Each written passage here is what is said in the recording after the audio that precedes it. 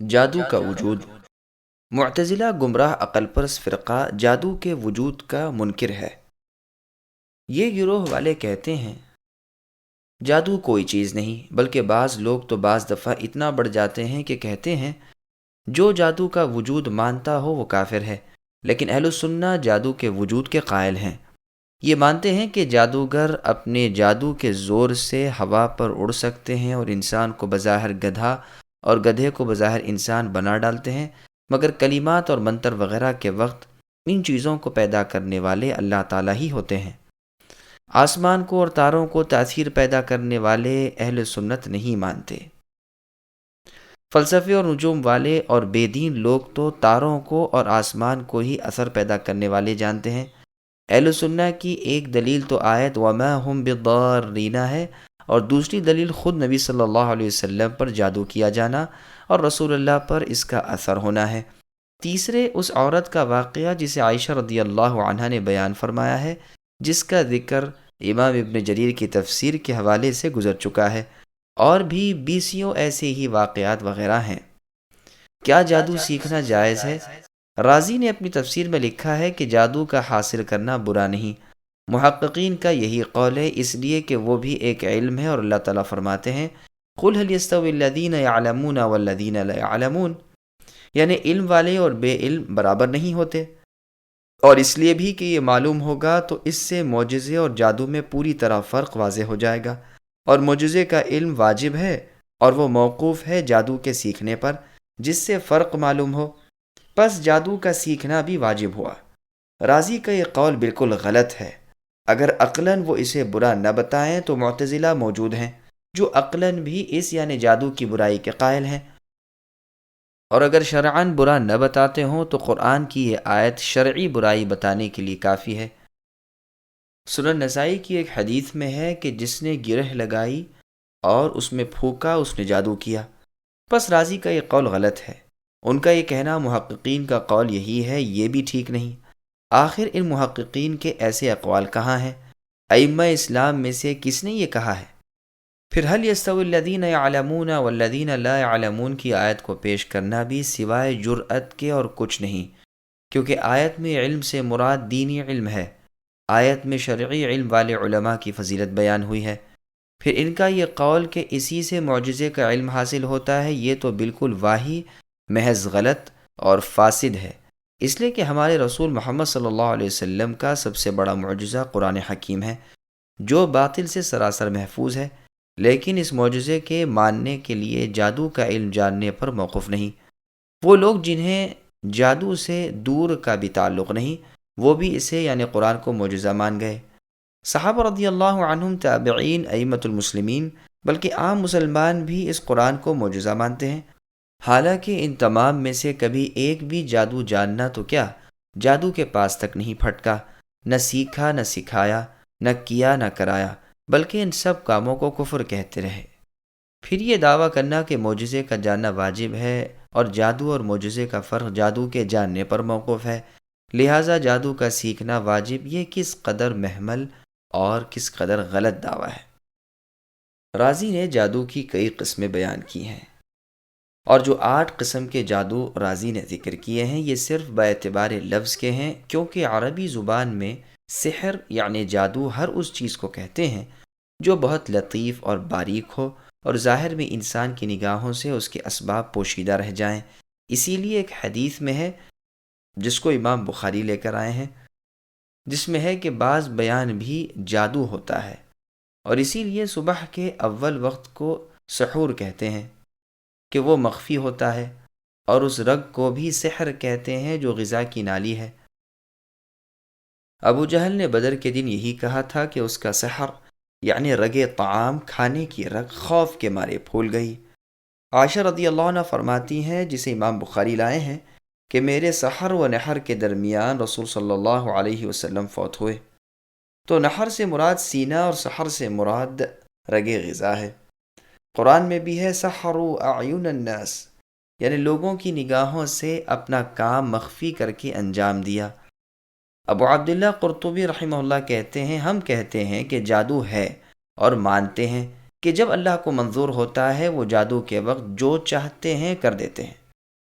گو معتزلہ اور ابو اسحاق اصفرائینی شافعی اس کے قائل نہیں، اور جادو کبھی ہاتھ کی چالاکی سے بھی ہوتا ہے اور کبھی ڈوروں دھاگوں سے بھی، کبھی اللہ کا نام پڑھ کر دم کرنے سے کہ اس میں بھی ایک خاص اثر ہوتا ہے، کبھی شیاطین کا نام لے کر شیطانی کاموں سے بھی لوگ کرتے ہیں، کبھی دواؤں وغیرہ کے ذریعے سے۔ صحیح بخاری اور مسلم میں ہے، رسول اللہ صلی اللہ علیہ وسلم فرماتے ہیں کہ بعض بیان جادو ہے۔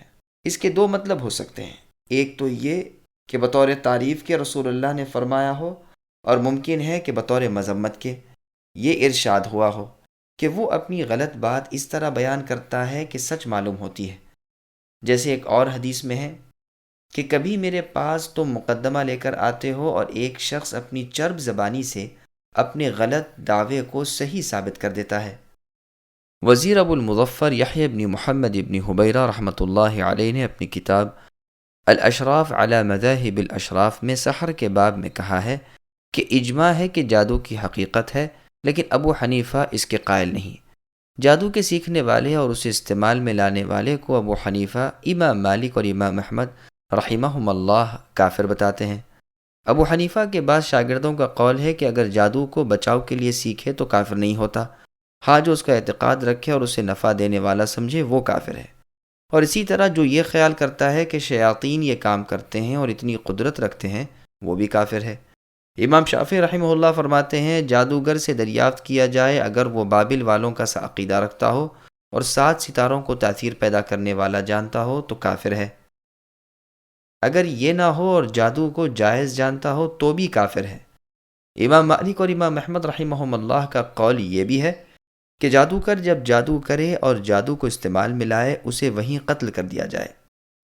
امام شافعی رحمہ اللہ اور ابو حنیفہ کہتے ہیں جب تک بار بار نہ کرے یا کسی معین شخص کے بارے میں خود اقرار نہ کرے تب تک قتل نہ کیا جائے۔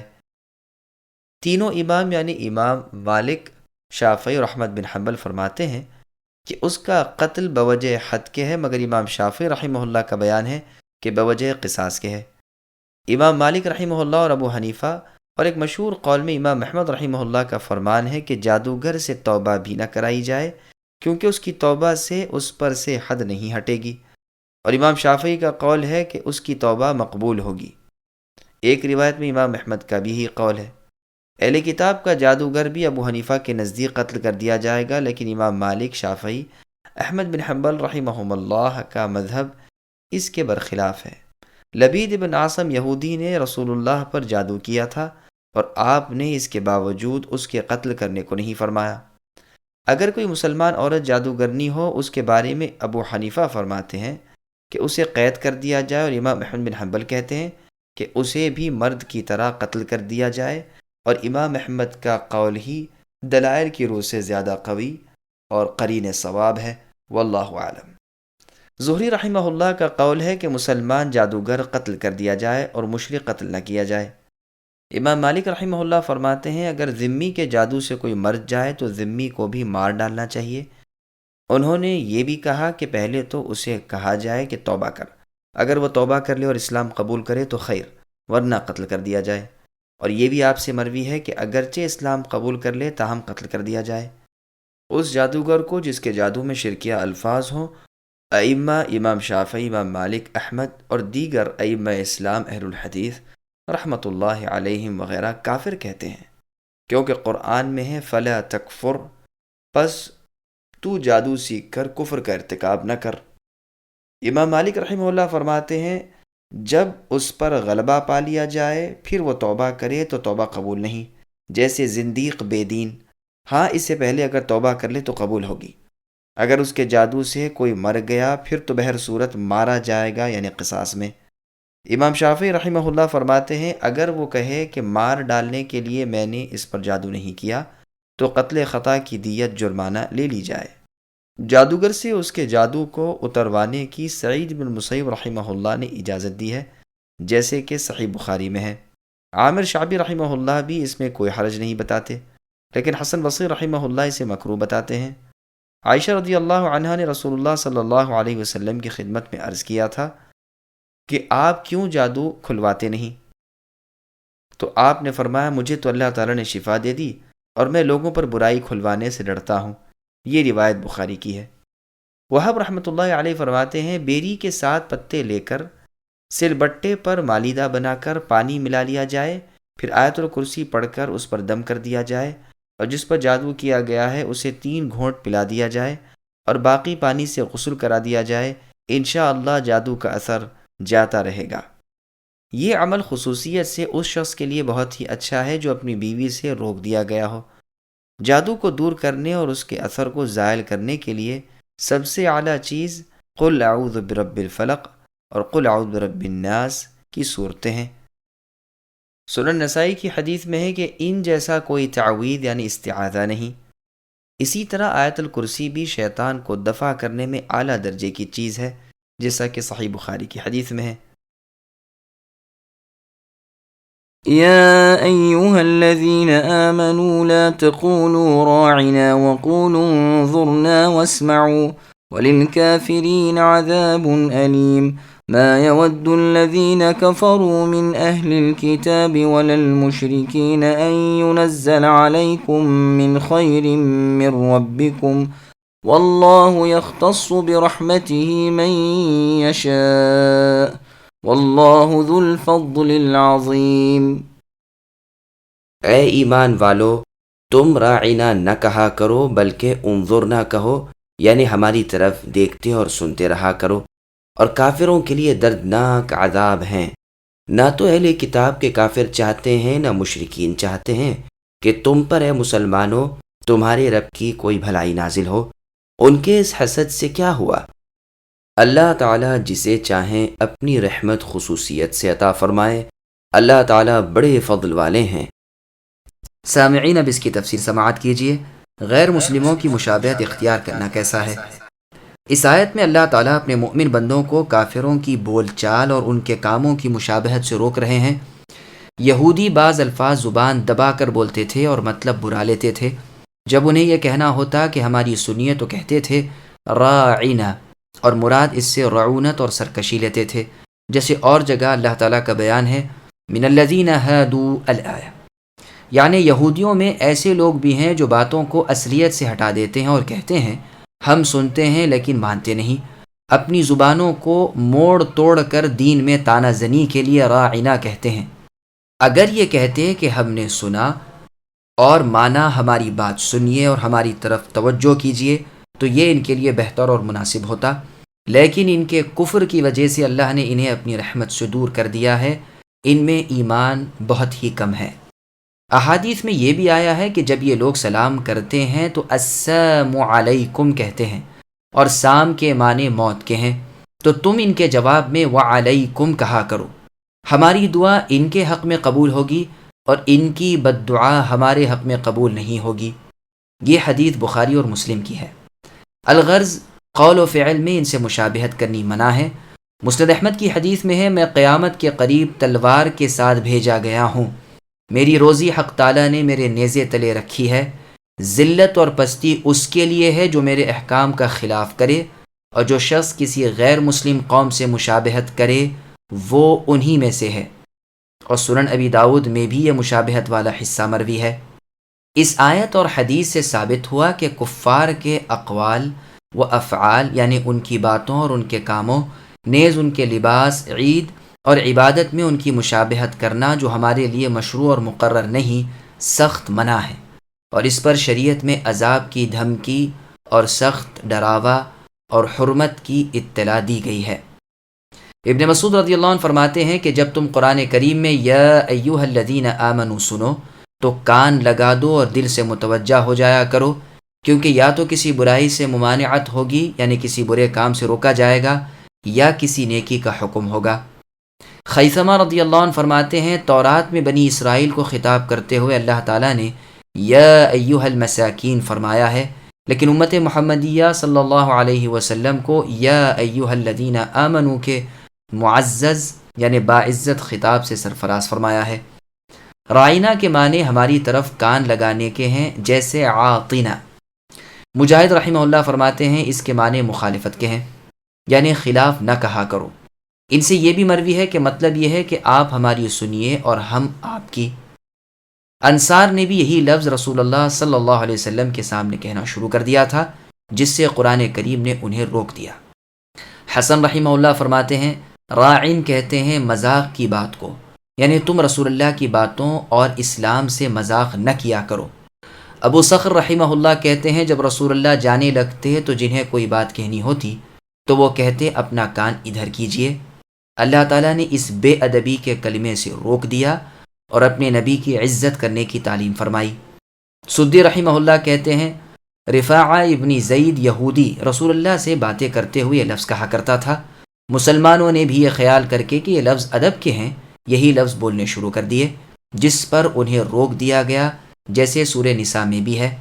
مقصد یہ ہے کہ اس کلمے کو اللہ تعالیٰ نے برا جانا اور اس کے استعمال سے مسلمانوں کو روک دیا، جیسے حدیث میں آیا ہے کہ انگور کو کرم اور غلام کو عبد یعنی بندہ نہ کہو وغیرہ۔ یہ روایت صحیح مسلم نیز بخاری کی ہے۔ اب اللہ تعالیٰ ان بد باطن یہودی لوگوں کے حسد و بغض کو بیان فرماتے ہیں کہ اے مسلمانوں، تمہیں جو اس کامل نبی محمد صلی اللہ علیہ وسلم کے ذریعے کامل شریعت ملی ہے، اس سے یہ تو جل بھن رہے ہیں۔ ان سے کہہ دو کہ یہ تو اللہ کا فضل ہے، جسے چاہے عنایت فرمائے، وہ بڑے ہی فضل و کرم والے ہیں۔ ما ننسخ من آية أو ننسها نأت بخير منها أو مثلها ألم تعلم أن الله على كل شيء قدير ألم تعلم أن الله له ملك السماوات والأرض وما لكم من دون الله من ولي ولا نصير۔ جس آیت کو ہم منسوخ کر دیں یا بھلا دیں، اس سے بہتر یا اس جیسی اور لاتے ہیں۔ کیا آپ اے نبی نہیں جانتے کہ اللہ تعالیٰ ہر چیز پر قادر ہیں؟ کیا آپ کو علم نہیں کہ زمین و آسمان کا ملک اللہ ہی کے لیے ہے، اور اللہ کے سوا تمہارے کوئی ولی اور مددگار نہیں؟ سامعین اب آیتوں کی تفسیر سماعت کیجیے۔ ناسخ اور منسوخ کی بحث۔ ابن عباس رضی اللہ عنہما فرماتے ہیں نسخ کے معنی بدل کے ہیں۔ مجاہد رحمہ اللہ فرماتے ہیں مٹانے کے معنی ہیں، جو کبھی لکھنے میں باقی رہتی ہے اور حکم بدل جاتا ہے۔ ابن مسعود رضی اللہ عنہ کے شاگرد اور ابو العالیہ اور محمد ابن کعب القرظی رحمہم اللہ سے بھی اسی طرح مروی ہے۔ ضحاک رحمہ اللہ فرماتے ہیں بھلا دینے کے معنی ہیں۔ عطا رحمہ اللہ فرماتے ہیں چھوڑ دینے کے معنی ہیں۔ سدی رحمہ اللہ کہتے ہیں اٹھا لینے کے معنی ہیں، جیسے آیت الشیخ والشیخۃ اذا زنیا فرجموہما البتہ، یعنی زانی بوڑھا مرد اور زانیہ عورت جب یہ زنا کریں تو سنسار کر دیا کرو، اور جیسے بخاری کی حدیث میں ہے لو کان لابن آدم وادیان من ذهب لابتغى لهما ثالثا، یعنی ابن آدم یعنی آدم کی اولاد کو اگر 2 جنگل سونے کے مل جائیں تو پھر بھی وہ تیسرے کی جستجو میں رہے گا۔ ابن جریر رحمہ اللہ فرماتے ہیں کہ احکام میں تبدیلی ہم کر دیا کرتے ہیں، حلال کو حرام، حرام کو حلال، جائز کو ناجائز، ناجائز کو جائز وغیرہ۔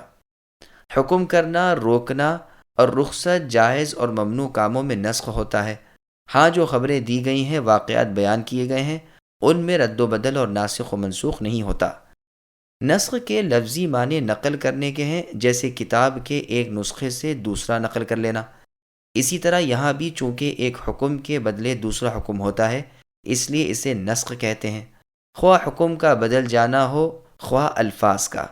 علماء اصول کی عبارتیں اس مسئلے میں گو مختلف ہیں، مگر معنی کے لحاظ سے سب قریب قریب ایک ہی ہیں۔ نسخ کے معنی کسی شرعی حکم کا بعد والی دلیل کی وجہ سے ہٹ جانا ہے۔ کبھی ہلکی چیز کے بدلے بھاری ہوتی ہے، کبھی بھاری کے بدلے ہلکی، اور کبھی کوئی بدل ہی نہیں ہوتا۔ رہے نسخ کے احکام، اس کی قسمیں، اس کی شرائط وغیرہ کے لیے اس فن کی کتابوں کو دیکھنا چاہیے، یہاں تفسیر کے احکام کے بیان کرنے کی جگہ نہیں۔ طبرانی میں ایک روایت ہے کہ 2 آدمیوں نے نبی صلی اللہ علیہ وسلم سے ایک سورت یاد کی تھی، اسے وہ پڑھتے رہے۔ ایک مرتبہ رات کی نماز میں ہر چند اسے پڑھنا چاہا، لیکن قوت حافظہ نے ساتھ نہ دیا۔ گھبرا کر خدمت نبوی میں حاضر ہوئے اور رسول اللہ سے اس کا ذکر کیا۔ رسول اللہ نے فرمایا یہ منسوخ ہو گئی اور بھلا دی گئی، دلوں میں سے نکال لی گئی، تم غم نہ کرو، بے فکر ہو جاؤ۔ زہری نون خفیفہ پیش کے ساتھ پڑھتے تھے۔ اس حدیث کی سند کے ایک راوی سلیمان ابن ارقم ضعیف ہیں، لیکن ابو بکر انباری نے بھی دوسری سند سے اسے مرفوعاً روایت کیا ہے اور اس کی سند ثابت ہے، جیسے قرطبی رحمہ اللہ کا بیان ہے۔ ننسیہا کو ننسعہا بھی پڑھا گیا ہے۔ ننسعہا کے معنی مؤخر کرنے، پیچھے ہٹا دینے کے ہیں۔ ابن عباس رضی اللہ عنہما اس کی تفسیر میں فرماتے ہیں یعنی ہم اسے چھوڑ دیتے ہیں، منسوخ نہیں کرتے۔ ابن مسعود رضی اللہ عنہ کے شاگرد کہتے ہیں یعنی ہم اس کے الفاظ کو باقی رکھتے ہیں اور حکم کو بدل دیتے ہیں۔ عبد ابن عمیر، مجاہد اور عطا رحمہم اللہ سے مروی ہے، ہم اسے مؤخر کرتے ہیں اور پیچھے ہٹا دیتے ہیں۔ عطیہ، عوفی، سدی اور ربیع ابن انس رحمہم اللہ کہتے ہیں یعنی منسوخ نہیں کرتے۔ ضحاک رحمہ اللہ فرماتے ہیں یعنی ناسخ کو منسوخ کے پیچھے رکھتے ہیں۔ ابو العالیہ رحمہ اللہ کہتے ہیں اپنے پاس اسے روک لیتے ہیں۔ عمر رضی اللہ عنہ نے خطبے میں ننسئہا پڑھا اور اس کے معنی مؤخر ہونے کے بیان کیے۔ ننسہا جب پڑھیں تو یہ مطلب ہوگا کہ ہم اسے بھلا دیں۔ اللہ تعالیٰ جب حکم کو اٹھا لینا چاہتے ہیں تو وہ نبی صلی اللہ علیہ وسلم کو بھلا دیتے تھے، اس طرح وہ آیت اٹھ جاتی تھی۔ سعد بن ابی وقاص رضی اللہ عنہ ننسیہا پڑھتے تھے تو ان سے قاسم ابن ربیعہ نے کہا کہ سعید بن المسیب رحمہ اللہ تو ننسئہا پڑھتے ہیں، تو انہوں نے فرمایا سعید پر یا سعید کے خاندان پر تو قرآن نہیں اترا۔ اللہ تعالیٰ فرماتے ہیں سنقرئک فلا تنسیٰ، ہم آپ کو اے نبی پڑھائیں گے جسے آپ نہ بھولیں گے، اور فرماتے ہیں وَاذْكُرْ رَبَّكَ اِذَا نَسِيتَ، یعنی جب آپ اے نبی اپنے رب کو بھولنے لگیں تو فوری یاد کر لیا کریں۔ عمر رضی اللہ عنہ کا فرمان ہے کہ علی رضی اللہ عنہ سب سے اچھا فیصلہ کرنے والے اور ابی رضی اللہ عنہ سب سے زیادہ قاری قرآن ہیں، اور ہم ابی رضی اللہ عنہ کا قول چھوڑ دیتے ہیں، اس لیے کہ ابی رضی اللہ عنہ کہتے ہیں میں نے تو جو رسول اللہ صلی اللہ علیہ وسلم سے سنا ہے اسے نہیں چھوڑوں گا، اور اللہ تعالیٰ فرماتے ہیں ما ننسخ الی آخر الآیہ، یعنی ہم جو منسوخ کر دیں یا بھلا دیں اس سے بہتر لاتے ہیں، یا اس جیسا یا اس سے بہتر ہوتا ہے۔ یہ روایت بخاری اور مسند احمد وغیرہ میں ہے، یعنی بندوں کی سہولت اور ان کے آرام کے لحاظ سے یا اس جیسا ہوتا ہے، لیکن مصلحت الہی اس پچھلی چیز میں ہوتی ہے۔ اللہ تعالیٰ حاکم مطلق اور مختار کل ہے، مخلوق میں ہیر پھیر کرنے والے ہیں، پیدائش اور حکم کا اختیار رکھنے والے ایک اللہ ہی ہیں، جس طرح جسے چاہتے ہیں بناتے ہیں، جسے چاہے نیک بختی دیں، جسے چاہے بدبختی، جسے چاہے تندرستی دیں، جسے چاہے بیماری دیں، توفیق دیں، جسے چاہے بے نصیب کر دیں، بندوں میں جو حکم چاہتے ہیں جاری کرتے ہیں، جسے چاہتے ہیں حلال کریں، جسے چاہتے ہیں حرام فرما دیں، جسے چاہے رخصت دیں، جسے چاہے روک دیں۔ وہ اللہ حاکم مطلق ہیں، جو چاہے احکام جاری فرمائے، کوئی اللہ کے حکموں کو رد نہیں کر سکتا، جو چاہے کریں، کوئی اللہ سے باز پرس نہیں کر سکتا۔ وہ بندوں کو آزماتے ہیں اور دیکھتے ہیں کہ وہ نبیوں اور رسولوں کے کیسے تابع دار ہیں۔ کسی چیز کا کسی مصلحت کی وجہ سے حکم دیا، پھر مصلحت کی وجہ سے ہی اس حکم کو ہٹا دیا۔ اب آزمائش ہو جاتی ہے۔ نیک لوگ تو اس وقت بھی اطاعت کے لیے کمر بستہ تھے اور اب بھی ہیں، لیکن بد باطن لوگ باتیں بناتے ہیں اور ناک بھوں چڑھاتے ہیں، حالانکہ تمام مخلوق کو اپنے خالق کی تمام باتیں ماننی چاہیے اور ہر حال میں رسول صلی اللہ علیہ وسلم کی پیروی کرنی چاہیے، اور جو وہ کہے اسے دل سے سچا ماننا چاہیے، جو حکم دے بجا لانا چاہیے، جس سے روکے رک جانا چاہیے۔ اس مقام میں بھی یہودیوں کا زبردست رد ہے، اور ان کے کفر کا بیان ہے کہ وہ نسخ کے قائل نہ تھے۔ بعض تو کہتے تھے اس میں محال عقلی لازم آتا ہے، اور بعض محال نقلی بھی مانتے تھے۔ اس آیت میں گو خطاب فخر عالم محمد صلی اللہ علیہ وسلم کو ہے، مگر دراصل یہ کلام یہودیوں کو سنانا ہے، جو انجیل کو اور قرآن کو اس وجہ سے نہیں مانتے تھے کہ ان میں بعض احکام تورات کے منسوخ ہو گئے تھے، اور اسی وجہ سے وہ ان نبیوں کی نبوت کے بھی صرف عناد اور تکبر کی بنا پر منکر ہو گئے تھے، ورنہ عقلاً نسخ محال نہیں، اس لیے کہ جس طرح وہ اپنے کاموں میں اللہ با اختیار ہیں، اسی طرح حکموں میں بھی با اختیار ہے، جو چاہے اور جب چاہے پیدا کر دیں، جسے چاہے اور جس طرح چاہیں اور جس وقت چاہیں رکھیں، اسی طرح جو چاہیں اور جس وقت چاہیں حکم دیں۔ اللہ جو تمام حاکموں کے حاکم ہے، ان پر حاکم کون ہے؟ کوئی بھی نہیں۔ اسی طرح نقلاً بھی یہ ثابت شدہ امر ہے جو کہ پہلی کتابوں اور پہلی شریعتوں میں موجود ہے۔ آدم علیہ السلام کی بیٹیاں بیٹے آپس میں بھائی بہن ہوتے تھے، لیکن نکاح جائز تھا، پھر اسے حرام کر دیا۔ نوح علیہ السلام جب کشتی سے اترتے ہیں تو اس وقت تمام حیوانات کا کھانا حلال تھا، یعنی تمام جانوروں کا، لیکن پھر بعض کی حلت منسوخ ہو گئی۔ 2 سگی بہنوں کا نکاح اسرائیل اور ان کی اولاد پر حلال تھا، لیکن پھر تورات میں اور اس کے بعد حرام ہو گیا۔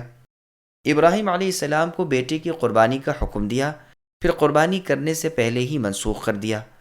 بنو اسرائیل کو حکم دیا جاتا ہے کہ بچھڑا پوجنے میں جو شامل تھے سب اپنی جانوں کو قتل کر ڈالیں، لیکن ابھی بہت سے باقی ہیں جو منسوخ ہو جاتا ہے۔ اسی طرح کے اور بہت سے واقعات موجود ہیں، اور خود یہودی بھی ان کا اقرار کرتے ہیں، لیکن پھر بھی قرآن و نبی آخر الزماں محمد صلی اللہ علیہ وسلم کو یہ کہہ کر نہیں مانتے کہ اس سے اللہ کے کلام میں نسخ لازم آتا ہے اور وہ محال ہے۔ بعض لوگ جو اس کے جواب میں لفظی بحثوں میں پڑ جاتے ہیں، وہ یاد رکھیں کہ اس سے دلالت نہیں بدلتی اور مقصود وہی ہے۔ رسول اللہ کی بشارت یہ لوگ اپنی کتابوں میں پاتے تھے، رسول اللہ کی تابع داری کا حکم بھی دیکھتے تھے، یہ بھی معلوم تھا کہ آپ کی شریعت کے مطابق جو عمل نہ ہو وہ مقبول نہیں۔ یہ اور بات ہے کہ کوئی کہے وہ اگلی شریعتیں صرف رسول اللہ صلی اللہ علیہ وسلم کے آنے تک ہی تھیں، اس لیے یہ شریعت ان کی ناسخ نہیں، یا کہے کہ ناسخ ہے۔ بہر صورت رسول مقبول محمد صلی اللہ علیہ وسلم کی تابع داری کے بغیر کوئی چارہ نہیں، اس لیے کہ آپ آخری کتاب کو اللہ کے پاس سے ابھی ابھی لے کر آئے ہیں۔ پس اس آیت میں اللہ نے نسخ کے جواز کو بیان فرما کر اس ملعون گروہ یہود کا رد کیا۔ سورہ آل عمران میں بھی بنی اسرائیل کو خطاب کیا گیا ہے۔ نسخ کے واقع ہونے کا ذکر موجود ہے۔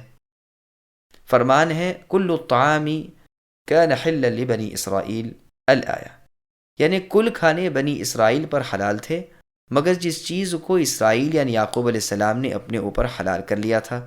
اس کی مزید تفسیر وہیں آئے گی انشاءاللہ۔ تمام مسلمانوں کا اس پر اتفاق ہے کہ احکام باری تعالیٰ میں نسخ کا ہونا جائز ہے، بلکہ واقع بھی ہے، اور اسی پر پروردگار کی حکمت بالغہ ہے۔ ابو مسلم اصبہانی مفسر نے لکھا ہے کہ قرآن میں نسخ واقع نہیں ہوتا، لیکن اس کا یہ قول ضعیف اور مردود اور محض غلط اور جھوٹ ہے۔ جہاں جہاں نسخ قرآن میں موجود ہے، اس کے جواب میں گو ابو مسلم نے بہت محنت کی لیکن محض بے سود ہے۔ جس عورت کا خاوند مر جائے، پہلے اس کی عدت 1 سال تھی، پھر 4 مہینے 10 دن کر دی گئی، اور دونوں آیات قرآن پاک میں موجود ہیں۔ قبلہ پہلے بیت المقدس تھا، پھر کعبۃ اللہ ہوا۔ دوسری آیت صاف اور پہلا حکم بھی ضمناً مذکور ہے۔ پہلے مسلمانوں کو حکم تھا کہ ایک ایک مسلمان 10 کافروں سے لڑے اور ان کے مقابلے سے نہ ہٹے، لیکن پھر یہ حکم منسوخ ہو کر 2 کے مقابلے میں صبر کرنے کا حکم ہوا، اور دونوں آیات کلام اللہ میں موجود ہیں۔ پہلے حکم تھا کہ نبی سے سرگوشی کرنے سے پہلے کچھ صدقہ دے دیا کرو، لیکن پھر یہ حکم منسوخ ہوا، اور دونوں آیات قرآن کریم میں موجود ہیں۔ اس کے علاوہ بھی بہت سی مثالیں دی جا سکتی ہیں، انہی چند مثالوں پر اکتفا کیا جاتا ہے۔ واللہ اعلم۔ أم تريدون أن تسألوا رسولكم كما سئل موسى من قبل ومن يتبدل الكفر بالإيمان فقد ضل سواء السبيل۔ کیا تم اے مسلمانوں اپنے رسول سے وہی پوچھنا چاہتے ہو جو اس سے پہلے موسیٰ علیہ السلام سے پوچھا گیا تھا؟ سنو، ایمان کو کفر سے بدلنے والا سیدھی راہ سے بھٹک جاتا ہے۔ سامعین، اب اس آیت کی تفسیر سماعت کیجیے۔ بے فائدہ سوالات کی ممانعت۔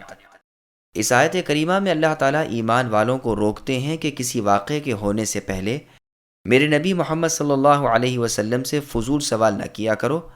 کثرت سوال کی عادت بہت بری ہے، جیسا کہ ارشاد ہے یا ایھا الذین آمنوا لا تسألوا عن اشیاء الآیات، یعنی اے ایمان والو ان چیزوں کا سوال نہ کیا کرو جو اگر ظاہر کر دی جائیں تو تمہیں برا لگے گا، اور اگر تم قرآن کے نازل ہونے کے زمانے میں ایسی پوچھ گچھ جاری رکھو گے تو یہ چیزیں ظاہر کر دی جائیں گی۔ کسی چیز کے واقع ہونے سے پہلے اس کی نسبت سوال کرنے کی وجہ سے وہ حرام نہ ہو جائے۔ صحیح بخاری میں حدیث ہے کہ مسلمانوں میں سب سے بڑا مجرم وہ ہے جو اس چیز کے بارے میں سوال کرے جو حرام نہ تھی، پھر اس کے سوال سے حرام ہو گئی۔ ایک مرتبہ رسول اللہ سے سوال ہوا کہ ایک شخص اپنی بیوی کے ساتھ غیر مرد کو پائے تو کیا کرے؟ اگر لوگوں کو خبر کرے تو یہ بھی بڑی بے شرمی کی بات ہے، اور اگر چپ ہو جائے تو بڑی بے غیرتی کی بات ہے۔ رسول اللہ صلی اللہ علیہ وسلم کو یہ سوال بہت برا معلوم ہوا۔ آخر اسی شخص پر ایسا واقعہ پیش آیا اور لعان کا حکم نازل ہوا۔ بخاری اور مسلم کی ایک حدیث میں ہے کہ نبی صلی اللہ علیہ وسلم فضول بکواس سے اور مال کو ضائع کرنے سے اور زیادہ پوچھ گچھ سے منع فرمایا کرتے تھے۔ صحیح مسلم میں ہے کہ میں جب تک کچھ نہ کہوں تم بھی نہ پوچھو۔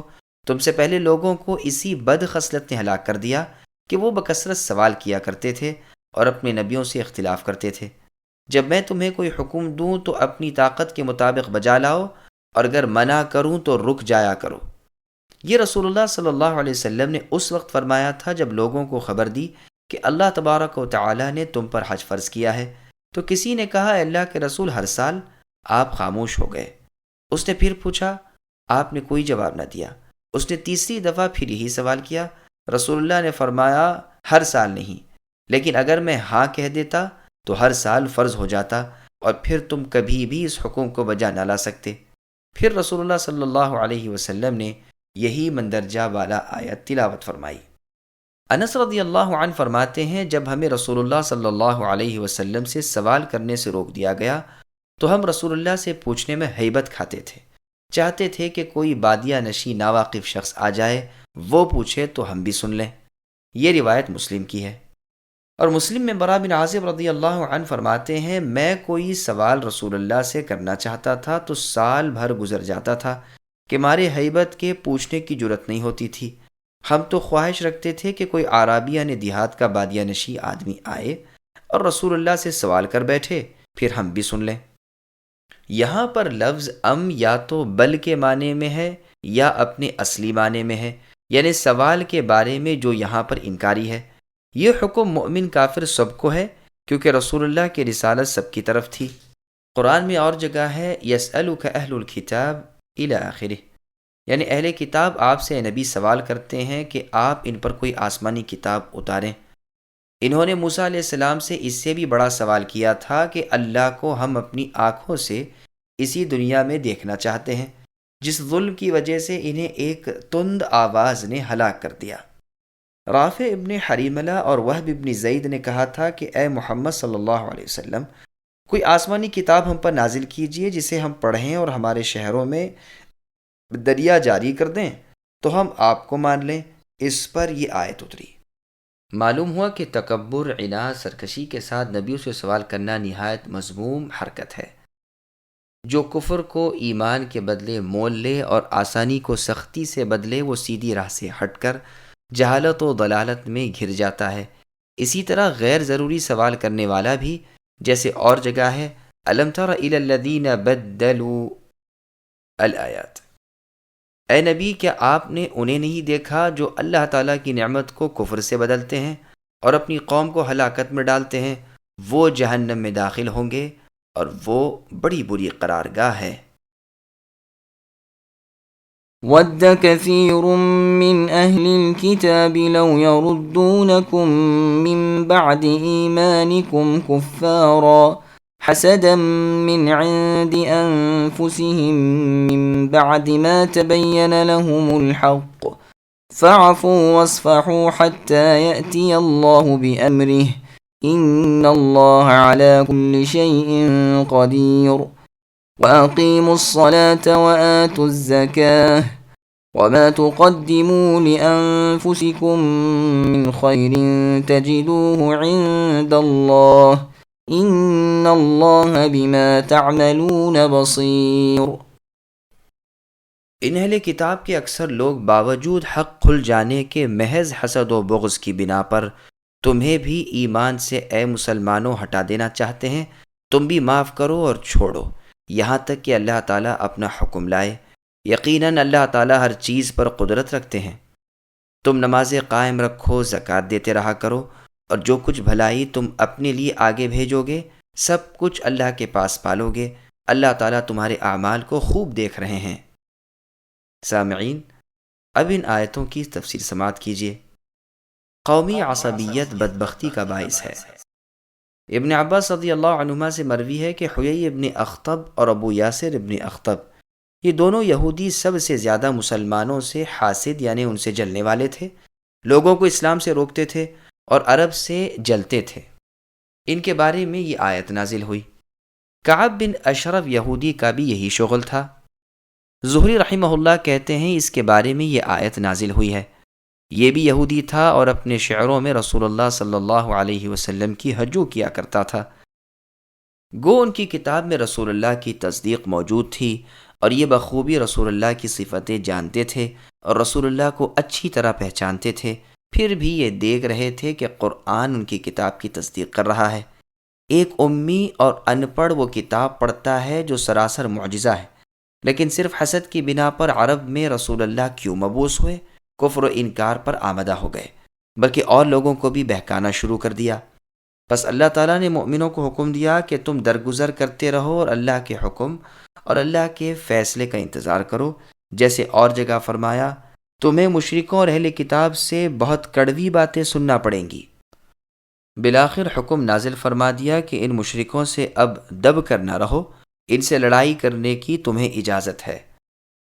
صحیح بخاری میں ہے، اسامہ بن زید رضی اللہ عنہ کہتے ہیں کہ رسول اللہ آپ کے اصحاب رضی اللہ عنہم مشرکین اور اہل کتاب سے درگزر کرتے تھے اور ان کی ایذا اور تکلیف سہتے تھے، اور اس آیت پر عمل پیرا تھے، یہاں تک کہ دوسری آیات اتریں اور یہ حکم ہٹ گیا۔ اب ان سے بدلہ لینے اور اپنا بچاؤ کرنے کا حکم ملا، اور پہلی ہی لڑائی جو بدر کے میدان میں ہوئی، اس میں کفار کو شکست فاش ہوئی اور ان کے بڑے بڑے سرداروں کی لاشیں میدان میں ڈھیر ہو گئیں۔ مومنوں کو رغبت دلائی جاتی ہے کہ تم نماز اور زکوٰۃ وغیرہ کی حفاظت کرو، یہ تمہیں آخرت کے عذابوں سے بچانے کے علاوہ دنیا میں بھی غلبہ اور نصرت دیں گی۔ پھر فرمایا کہ اللہ تعالیٰ تمہارے ہر نیک و بد عمل کا بدلہ دونوں جہاں میں دیں گے۔ اللہ سے کوئی چھوٹا بڑا، ظاہر پوشیدہ، اچھا برا عمل پوشیدہ نہیں۔ یہ اس لیے فرمایا کہ لوگ اطاعت کی طرف توجہ کریں اور نافرمانی سے بچیں۔ مبصر کے بدلے بصیر کہا، جیسے مبدع کے بدلے بدیع اور مولم کے بدلے علیم۔ وقالوا لن يدخل الجنة إلا من كان هودا أو نصارى تلك أمانيهم قل هاتوا برهانكم إن كنتم صادقين بلى من أسلم وجهه لله وهو محسن فله أجره عند ربه ولا خوف عليهم ولا هم يحزنون وقالت اليهود ليست النصارى على شيء وقالت النصارى ليست اليهود على شيء وهم يتلون الكتاب كذلك قال الذين لا يعلمون مثل قولهم فالله يحكم بينهم يوم القيامة فيما كانوا فيه يختلفون۔ یہ کہتے ہیں کہ جنت میں یہود و نصارہ کے سوا اور کوئی نہ جائے گا، یہ صرف ان کی امنگیں ہیں۔ ان سے کہو کہ اگر تم سچے ہو تو کوئی دلیل تو پیش کرو۔ سنو، جو بھی اپنے آپ کو خلوص کے ساتھ اللہ کے سامنے جھکا دے، بے شک اسے اس کا رب پورا بدلہ دیں گے۔ اس پر نہ تو کوئی خوف ہوگا، نہ غم اور نہ اداسی۔ یہود کہتے ہیں کہ نصرانی حق پر نہیں، اور نصرانی کہتے ہیں کہ یہودی حق پر نہیں، حالانکہ یہ دونوں کتاب پڑھتے ہیں۔ اسی طرح انہی جیسی بات بے علم بھی کہتے ہیں۔ قیامت کے دن اللہ ان کے اس اختلاف کا فیصلہ ان میں کر دیں گے۔ سامعین، اب ان آیتوں کی تفسیر سماعت کیجیے۔ اعمال کی قبولیت کے لیے اتباع سنت شرط ہے۔ یہاں پر یہودیوں اور نصرانیوں کے غرور کا بیان ہو رہا ہے کہ وہ اپنے سوا کسی کو کچھ بھی نہیں سمجھتے، اور صاف کہتے ہیں کہ ہمارے سوا جنت میں کوئی نہیں جائے گا۔ سورہ مائدہ میں ان کا ایک قول یہ بھی بیان ہوا ہے کہ ہم اللہ تعالیٰ کی اولاد اور اللہ کے محبوب ہیں، جس کے جواب میں قرآن نے کہا کہ پھر تم پر قیامت کے دن عذاب کیوں ہوگا۔ اسی طرح پہلے گزرا کہ ان کا دعویٰ یہ بھی تھا کہ ہم چند دن جہنم میں رہیں گے جس کے جواب میں ارشاد باری تعالیٰ ہوا کہ یہ دعویٰ بھی محض بے دلیل ہے۔ اسی طرح یہاں ان کے ایک دعوے کی تردید کی اور کہا کہ لاؤ دلیل پیش کرو۔ انہیں عاجز ثابت کر کے پھر فرمایا کہ ہاں، جو کوئی بھی اللہ تعالیٰ کا فرما بردار ہو جائے اور خلوص و توحید کے ساتھ نیک عمل کرے، اسے پورا پورا اجر و ثواب ملے گا۔ جیسے اور جگہ فرمایا کہ یہ اگر جھگڑیں تو ان سے کہہ دیجئے کہ میں نے اور میرے ماننے والوں نے اپنے چہرے رب کی طرف متوجہ کر دیے ہیں۔ الغرض اخلاص اور سنت کے مطابق ہر عمل کی قبولیت کے لیے شرط ہے۔ تو اسلم وجہہ سے مراد خلوص اور وہو محسن سے مراد اتباع سنت ہے۔ نرا خلوص بھی عمل کو مقبول نہیں کرا سکتا جب تک کہ سنت کی تابعداری نہ ہو۔ صحیح مسلم کی حدیث میں ہے کہ جو شخص ایسا عمل کرے جس پر ہمارا حکم نہ ہو وہ یعنی عمل مردود ہے۔ پس رہبانیت کا عمل گو خلوص پر مبنی ہو لیکن تاہم اتباع سنت نہ ہونے کی وجہ سے وہ مردود ہے۔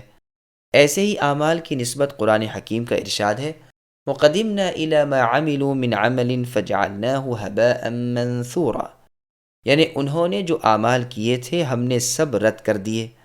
اور جگہ ہے کافروں کے اعمال ریت کے چمکیلے تودوں کی طرح ہیں جنہیں پیاسا پانی سمجھتا ہے لیکن جب اس کے پاس جاتا ہے تو کچھ نہیں پاتا۔ اور جگہ ہے قیامت کے دن بہت سے چہروں پر ذلت برستی ہوگی، جو عمل کرنے والے تکلیفیں اٹھانے والے ہوں گے اور بھڑکتی ہوئی آگ میں داخل ہوں گے اور گرم کھولتا ہوا پانی انہیں پلایا جائے گا۔ امیر المؤمنین عمر بن الخطاب رضی اللہ عنہ نے اس آیت کی تفسیر میں یہود و نصارہ کے علماء اور عابد یعنی عبادت گزار جہال مراد لیے ہیں۔ یہ بھی یاد رہے کہ کوئی عمل گو بظاہر سنت کے مطابق ہو لیکن عمل میں اخلاص نہ ہو، مقصود رب کی خوشنودی نہ ہو، تو وہ عمل بھی مردود ہے۔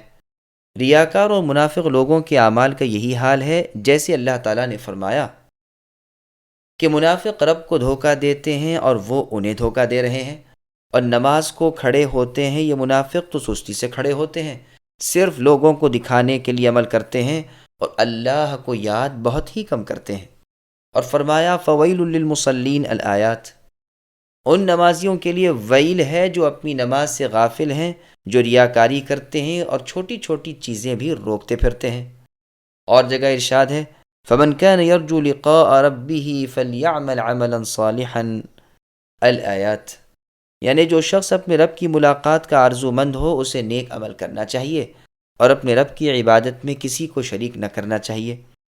پھر اللہ نے فرمایا ایسے لوگوں کو ان کا رب انہیں اجر دیں گے اور ڈر خوف سے بچائیں گے، آخرت میں انہیں ڈر نہیں اور دنیا کے چھوڑنے کا ملال نہیں۔ پھر یہود و نصارہ کی آپس میں بغض و عداوت کا ذکر فرمایا۔ اگلے یہود و نصارہ دین حق پر قائم تھے لیکن پھر بدعتوں اور فتنہ پردازیوں کی وجہ سے دین ان سے چھن گیا، اب نہ یہود ہدایت پر تھے نہ نصرانی۔ پھر فرمایا کہ نہ جاننے والوں نے بھی اسی طرح کہا، اس میں بھی اشارہ انہی کی طرف ہے، اور بعض نے کہا اس سے مراد یہود و نصارہ سے پہلے کے لوگ ہیں، بعض کہتے ہیں عرب لوگ مراد ہیں۔ امام ابن جریر رحمہ اللہ اس سے عام مراد لیتے ہیں جو سب کو شامل ہے، اور یہی ٹھیک بھی ہے، واللہ عالم۔ پھر فرمایا ان کے اختلاف کا فیصلہ قیامت کو خود اللہ تعالیٰ کریں گے، جس دن کوئی ظلم و زور نہیں ہوگا۔ اور جگہ بھی یہ مضمون آیا ہے، سورہ حج میں ارشاد ہے ان اللہ یفصل بینہم، یعنی مؤمنوں اور یہودیوں اور صابیوں اور نصرانیوں اور مجوسیوں اور مشرکوں میں قیامت کے دن اللہ تعالیٰ فیصلے فرمائیں گے۔ اللہ تعالیٰ ہر چیز پر گواہ اور موجود ہیں۔ اور جگہ ارشاد ہے قل یجمع بیننا ربنا الآیہ، کہہ دیجئے کہ ہمیں پالنے والے اللہ ہمیں جمع کریں گے، پھر حق کے ساتھ فیصلہ فرمائیں گے، وہ باخبر فیصلے کرنے والے ہیں۔ ومن أظلم ممن منع مساجد الله أن يذكر فيها اسمه وسعى في خرابها أولئك ما كان لهم أن يدخلوها إلا خائفين لهم في الدنيا خزي ولهم في الآخرة عذاب عظيم۔ اور اس شخص سے بڑھ کر ظالم کون ہے جو اللہ تعالیٰ کی مساجد یعنی اللہ کے گھروں میں اللہ تعالیٰ کے ذکر کیے جانے کو روکے اور ان کی بربادی کی کوشش کرے، ایسے لوگوں کو خوف کھاتے ہوئے ہی اس میں جانا چاہیے، ان کے لیے دنیا میں بھی رسوائی ہے اور آخرت میں بھی بڑے بڑے عذاب ہیں۔ سامعین، اب اس آیت کی تفسیر سماعت کیجیے۔ مساجد کو بے آباد کرنے والے سب سے بڑے ظالم ہیں۔ اس آیت کی تفسیر میں دو قول ہیں، ایک تو یہ کہ اس سے مراد نصارہ ہیں، دوسرا یہ کہ اس سے مراد مشرکین ہیں۔ نصرانی بھی بیت المقدس کی مسجد میں پلیدی ڈال دیتے تھے، یعنی گندگی وغیرہ، اور لوگوں کو اس میں نماز ادا کرنے سے روکتے تھے۔ بخت نصر نے جب بیت المقدس کی بربادی کے لیے چڑھائی کی تھی تو ان نصرانیوں نے اس کا ساتھ دیا اور مدد کی تھی۔ بخت نصر بابل کا رہنے والا مجوسی یعنی آتش پرست تھا، اور یہودیوں کے شہ دینے پر نصرانیوں نے بھی اس کا ساتھ دیا تھا، اور اس لیے بھی کہ بنی اسرائیل نے یحییٰ ابن زکریہ علیہ السلام کو قتل کر ڈالا تھا، اور مشرکین نے بھی رسول اللہ صلی اللہ علیہ وسلم کو حدیبیہ والے سال کعبۃ اللہ سے روکا تھا، یہاں تک کہ ذی طویٰ میں رسول اللہ کو قربانی کا فریضہ ادا کرنا پڑا، اور مشرکین سے صلح کر کے رسول اللہ وہیں سے واپس آ گئے، حالانکہ یہ امن کی جگہ تھی۔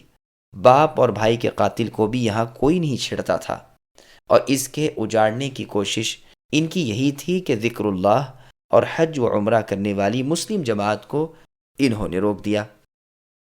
ابن عباس رضی اللہ عنہما کا یہی قول ہے۔ ابن جریر رحمہ اللہ نے پہلے قول کو پسند کیا ہے اور کہا ہے کہ مشرکین کعبۃ اللہ کو برباد کرنے کی سعی نہیں کرتے تھے، یہ سعی نصارہ کی تھی کہ وہ بیت المقدس کی ویرانی کے در پہ ہو گئے تھے، لیکن حقیقت میں دوسرا قول زیادہ صحیح ہے۔ ابن زید رحمہ اللہ اور ابن عباس رضی اللہ عنہما کا قول بھی یہی ہے۔ یاد رہے کہ جب نصرانیوں نے یہودیوں کو بیت المقدس سے روکا تھا، اس وقت یہودی بھی تو محض بے دین ہو چکے تھے، ان پر تو داؤد اور عیسیٰ ابن مریم علیہ السلام کی زبانی لعنتیں نازل ہو چکی تھیں، وہ نافرمان اور حد سے متجاوز ہو چکے تھے، اور نصرانی مسیح علیہ السلام کے دین پر تھے۔ اس سے معلوم ہوتا ہے کہ اس آیت سے مراد مشرکین مکہ ہیں، اور ایک وجہ یہ بھی ہے کہ گزشتہ آیتوں میں یہود و نصارہ کی مذمت بیان ہوئی تھی، اور یہاں مشرکین عرب کی اس بد خصلت کا بیان ہو رہا ہے کہ انہوں نے رسول اللہ کو اور آپ کے صحابہ رضی اللہ عنہم کو مسجد حرام یعنی مکۃ المکرمہ سے روکا، مکے سے نکالا، پھر حج و عمرے سے بھی روک دیا۔ ابن جریر رحمہ اللہ کا یہ کہنا کہ مکے والے بیت اللہ کی ویرانی میں کوشاں نہ تھے، اس کا جواب یہ ہے کہ رسول اللہ اور صحابہ رضی اللہ عنہم کو وہاں سے روکنے اور نکال دینے اور بیت اللہ میں بت رکھ دینے سے بڑھ کر اس کی ویرانی کیا ہو سکتی ہے؟ خود قرآن میں موجود ہے وَهُمْ يَصُدُّونَ عَنِ الْمَسْجِدِ الْحَرَامِ، یعنی یہ مشرکین مکہ لوگوں کو مسجد حرام سے روکتے ہیں۔ مشرکوں سے اللہ تعالیٰ کی مسجدیں آباد نہیں ہو سکتی جو اپنے کفر کے خود گواہ ہیں، جن کے اعمال غارت ہیں اور جو ہمیشہ کے لیے جہنمی ہیں۔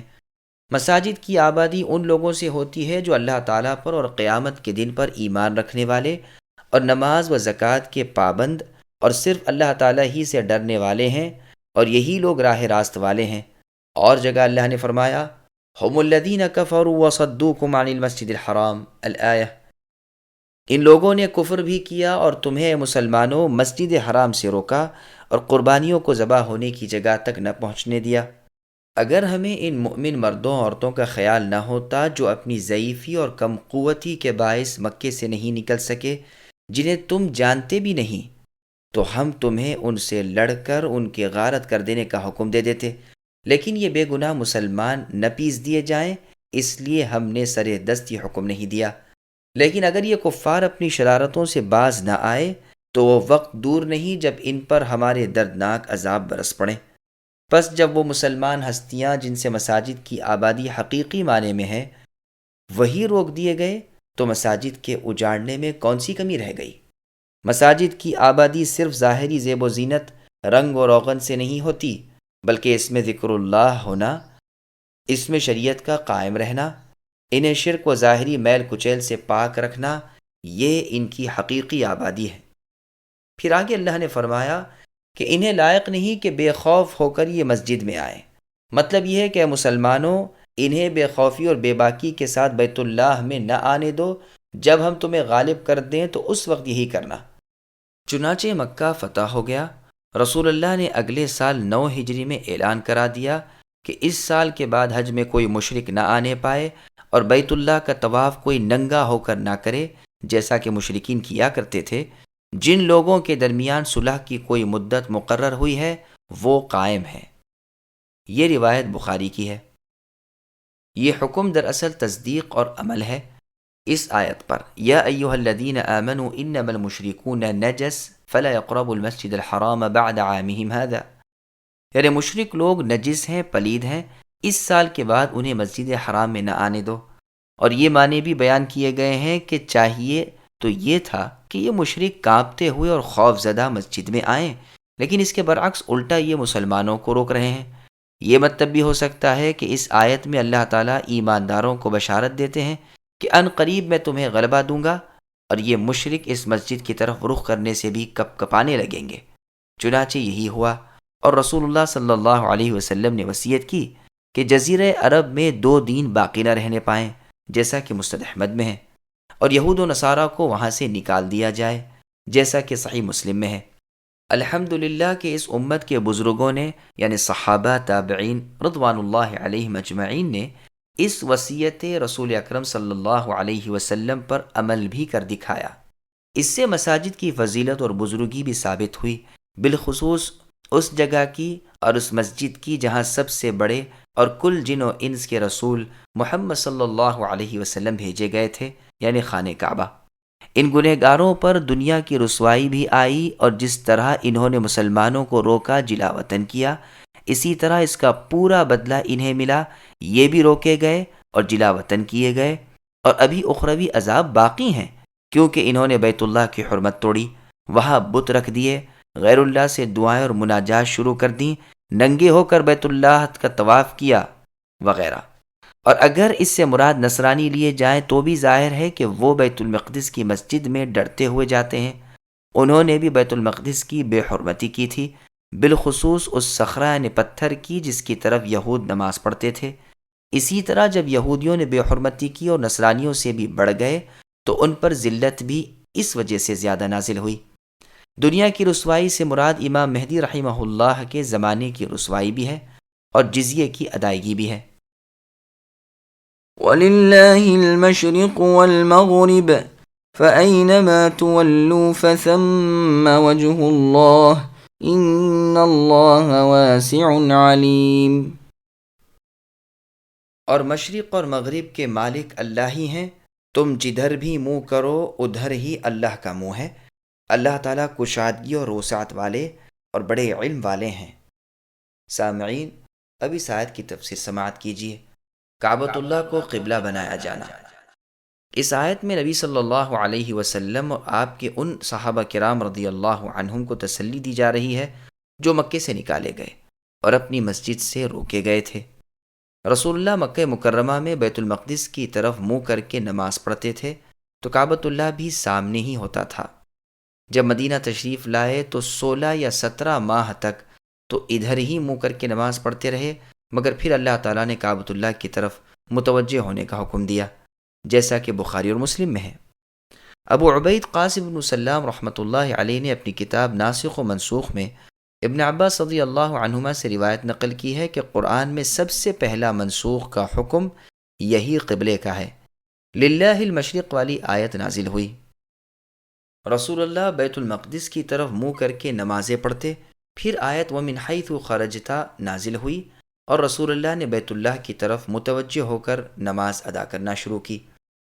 مدینے میں جب رسول اللہ بیت المقدس کی طرف منہ کر کے نماز پڑھتے رہے تو یہ یہودی بہت خوش ہوئے، لیکن جب یہ حکم چند ماہ کے بعد منسوخ ہوا اور رسول اللہ اپنی چاہت اور دعا اور انتظار کے مطابق کعبۃ اللہ کی طرف منہ کر کے نمازیں پڑھنے کا حکم دیے گئے تو ان یہودیوں نے تانے دینے شروع کر دیے کہ اب اس قبلے سے کیوں ہٹ گئے۔ تو اللہ تعالیٰ نے یہ آیت اتاری کہ مشرق و مغرب کے مالک اللہ تعالیٰ ہی ہیں۔ پھر یہ اعتراض کیا، جدھر اللہ کا حکم ہو پھر جانا چاہیے۔ ابن عباس رضی اللہ عنہما سے یہ بھی مروی ہے کہ مشرق و مغرب میں تم جہاں کہیں بھی ہو منہ کعبے کی طرف کرو۔ بعض بزرگوں کا بیان ہے کہ یہ آیت کعبے کی طرف متوجہ ہونے کے حکم سے پہلے اتری ہے، اور مطلب یہ ہے کہ مشرق و مغرب جدھر چاہو منہ پھیرو، سب جہتیں اللہ ہی کی ہیں اور سب طرف اللہ موجود ہے، اس سے کوئی جگہ خالی نہیں۔ جیسے فرمایا وَلَا أَدْنَى مِن ذَلِكَ وَلَا أَكْثَرَ إِلَّا هُوَ مَعَهُمْ أَيْنَمَا كَانُوا، یعنی تھوڑے بہت جو بھی ہوں اللہ ان کے ساتھ ہے۔ پھر یہ حکم منسوخ ہو کر کعبۃ اللہ کی طرف متوجہ ہونا فرض ہوا۔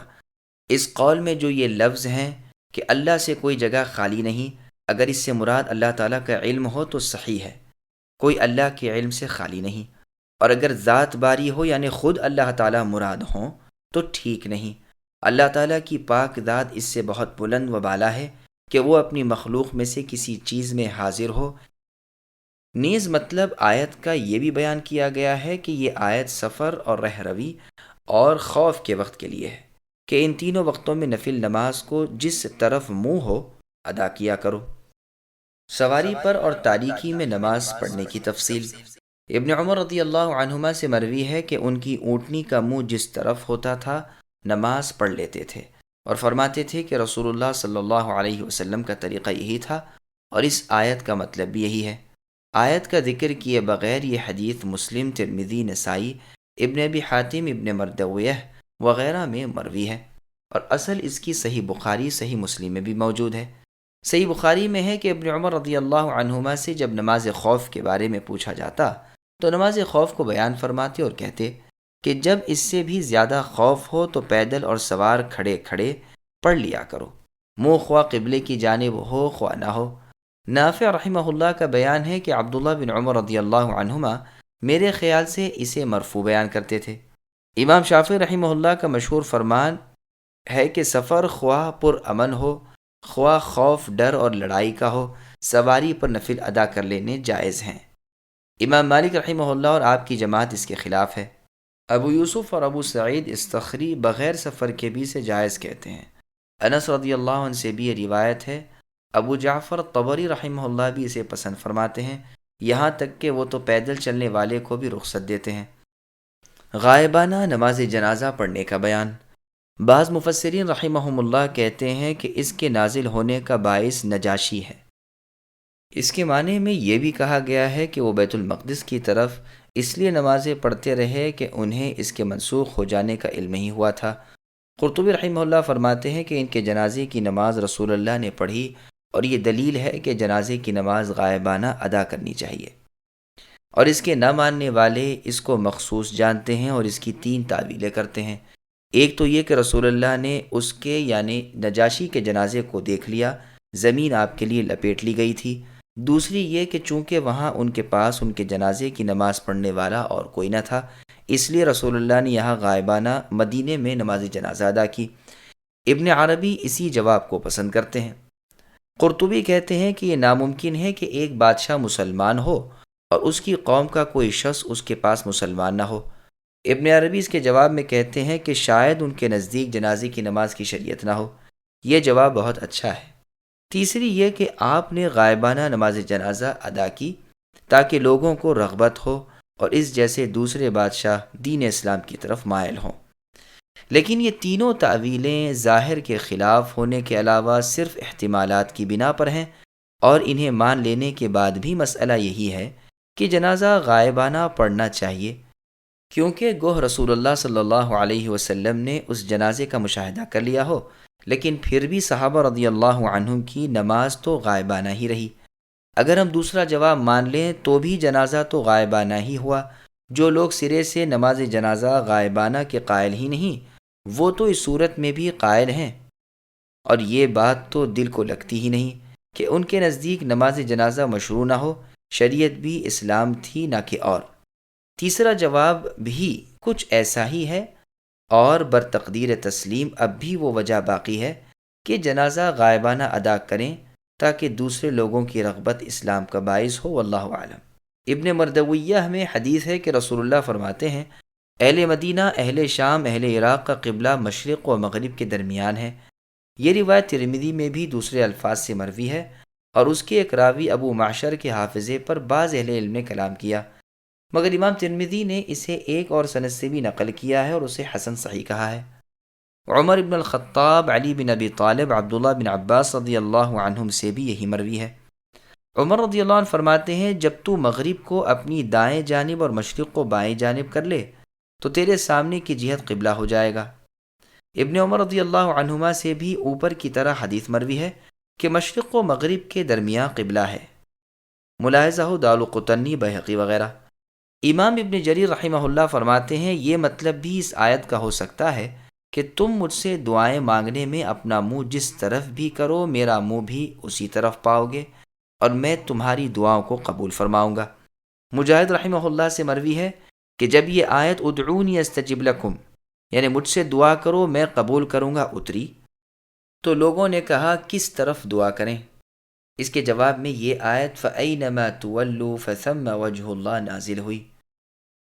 پھر فرماتے ہیں کہ اللہ تعالیٰ تمام وسعتوں پر غالب اور گنجائش والے اور علم والے ہیں، جس کی کفایت سخاوت اور فضل و کرم نے تمام مخلوق کا احاطہ کر رکھا ہے۔ وہ سب چیزوں کو جانتے بھی ہیں، کوئی چھوٹی سے چھوٹی چیز بھی اللہ کے علم سے باہر نہیں، بلکہ وہ تمام چیزوں کے عالم ہیں۔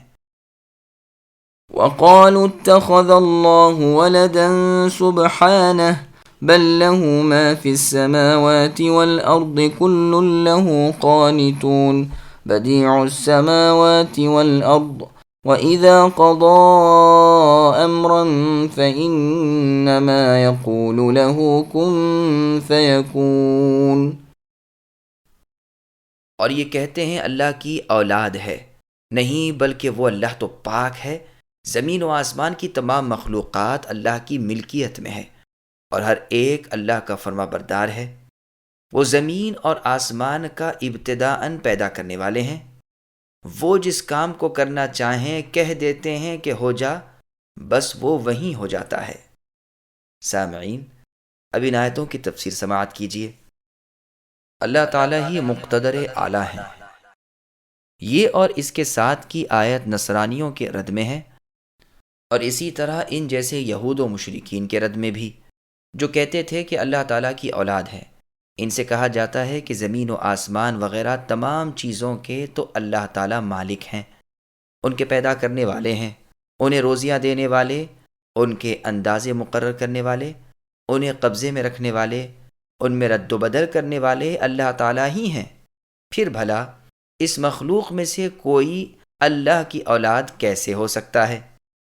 نہ عزیر علیہ السلام اور نہ ہی عیسیٰ علیہ السلام اللہ کے بیٹے بن سکتے ہیں، جیسے کہ یہود و نصارہ کا خیال تھا۔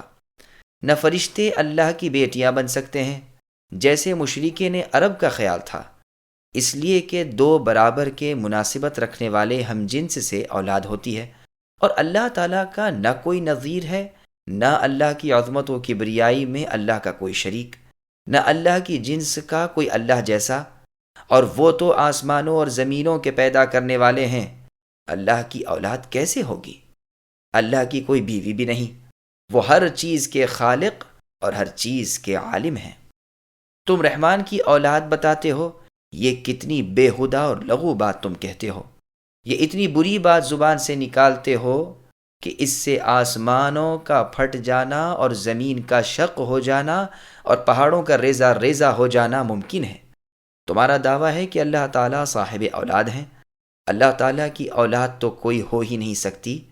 اللہ کے سوا جو بھی ہیں اللہ کی ملکیت ہے، زمین و آسمان کی کل ہستیاں اللہ کی غلامی میں حاضر ہونے والی ہیں، جنہیں ایک ایک کر کے اللہ نے گھیر رکھا ہے اور شمار کر رکھا ہے۔ ان میں سے ہر ایک اللہ کے پاس قیامت کے دن تنہا پیش ہونے والا ہے، پس غلام اولاد نہیں بن سکتا۔ ملکیت اور ولدیت دو مختلف اور متضاد حیثیتیں ہیں، اور سورہ اخلاص میں اس کی نفی فرمائی، ارشاد ہوا قل هو اللہ احد اللہ الصمد لم یلد ولم یولد ولم یکن له کفوا احد۔ اے نبی کہہ دیجئے کہ اللہ ایک ہی ہے، اللہ بے نیاز ہیں، اللہ کی کوئی اولاد ہے نہ ماں باپ، اللہ کا ہم جنس کوئی نہیں۔ ان آیات اور ان جیسی آیات میں اس خالق کائنات نے اپنی تسبیح و تقدیس بیان کی، اپنے بے نظیر، بے مثل اور لا شریک ہونا ثابت کیا، اور مشرکین کے اس گندے عقیدے کا بطلان کیا، اور بتایا کہ اللہ تعالیٰ تو سب کے پیدا کرنے والے اور سب کے رب ہیں، پھر اللہ کی اولاد اور بیٹے بیٹیاں کہاں سے ہوں گی؟ سورہ بقرہ کی اس آیت کی تفسیر میں صحیح بخاری کی ایک حدیث قدسی میں ہے کہ اللہ تعالیٰ فرماتے ہیں مجھے ابن آدم جھٹلاتا ہے، اسے یہ لائق نہ تھا، مجھے وہ گالیاں دیتا ہے، اسے یہ نہیں چاہیے تھا۔ اس کا جھٹلانا تو یہ ہے کہ وہ خیال کر بیٹھتا ہے کہ میں اسے مار ڈالنے کے بعد پھر زندہ کرنے پر قادر نہیں ہوں، اور اس کا گالیاں دینا یہ ہے کہ وہ میری اولاد بتاتا ہے، حالانکہ میں پاک ہوں اور بلند و بالا ہوں اس سے کہ میری اولاد اور بیوی ہو۔ یہی حدیث دوسری سندوں سے اور کتابوں میں بھی باختلاف الفاظ مروی ہے۔ بخاری اور مسلم میں ہے، رسول اللہ فرماتے ہیں، بری باتیں سن کر صبر کرنے میں اللہ تعالیٰ سے زیادہ کوئی کامل نہیں۔ لوگ اللہ کی اولادیں بتائیں اور وہ انہیں رزق و عافیت دیتے رہیں۔ پھر فرمایا، ہر چیز اللہ کی اطاعت گزار ہے، اللہ کی غلامی کی اقراری ہے، اللہ کے لیے اخلاص کرنے والی ہے، اللہ کی سرکار میں قیامت کے روز دست بستہ کھڑی ہونے والی اور دنیا میں عبادت گزار ہے۔ اللہ کی شان تو یہ ہے کہ جس کو وہ کہے یوں ہو، اس طرح بن، وہ اسی طرح ہو جاتی ہے اور بن جاتی ہے۔ اسی طرح ہر ایک اللہ کے سامنے پست و مطیع یعنی فرما بردار ہے۔ کفار بھی گو نہ چاہیں لیکن ان کے سائے اللہ کے سامنے جھکتے رہتے ہیں۔ قرآن کریم نے اور جگہ فرمایا، وَلِلَّهِ يَسْجُدُ الآیہ، آسمان و زمین کی کل چیزیں خوشی و ناخوشی اللہ تعالیٰ کو سجدہ کرتی ہیں، ان کے سائے صبح و شام جھکتے رہتے ہیں۔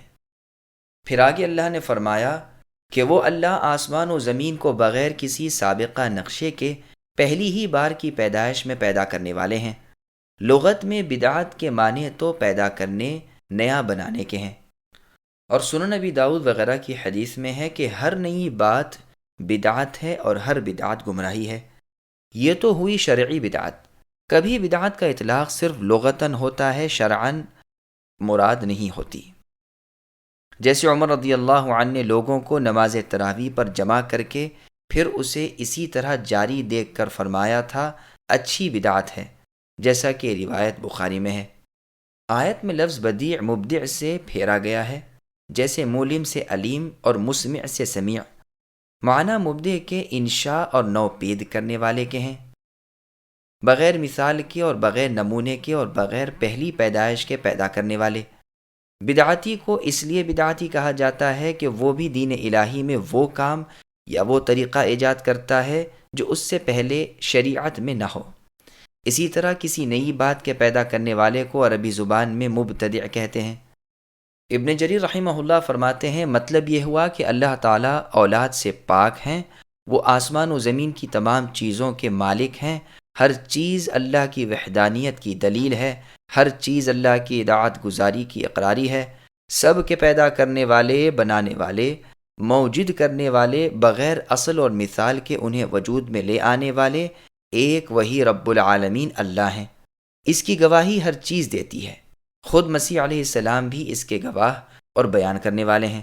جس رب نے ان تمام چیزوں کو بغیر نمونے کے اور بغیر مادے اور اصل کے پیدا کیا، اللہ نے عیسیٰ علیہ السلام کو بھی بغیر باپ کے پیدا کر دیا، پھر کوئی وجہ نہیں کہ تم انہیں خواہ مخواہ اللہ کا بیٹا مان لو۔